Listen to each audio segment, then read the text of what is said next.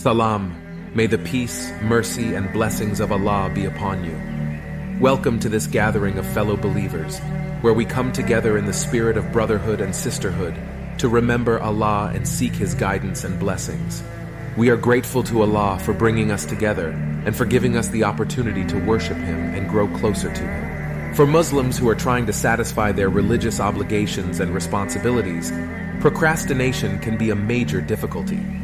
The fact that procrastination is a type of laziness, which is a serious sin in Islam, must be understood.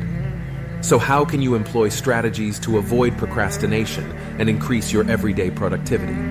The prime solution to this is to seek Allah's protection from the Shaytan. Shaytan is regarded as humanity's greatest enemy and is acknowledged for his use of deceit and manipulation strategy. He will endeavor to deter us from our objectives and guide us astray.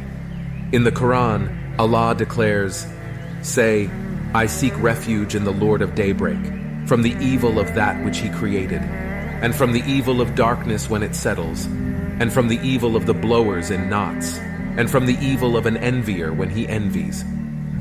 In Quran, Allah also warns us by saying, "Shaitan is an enemy to you, so take him as an enemy. He only invited his party to be among the companion of blaze." This verse serves as a reminder that Shaitan is our enemy, and his primary goal is to lead us astray from the path of righteousness.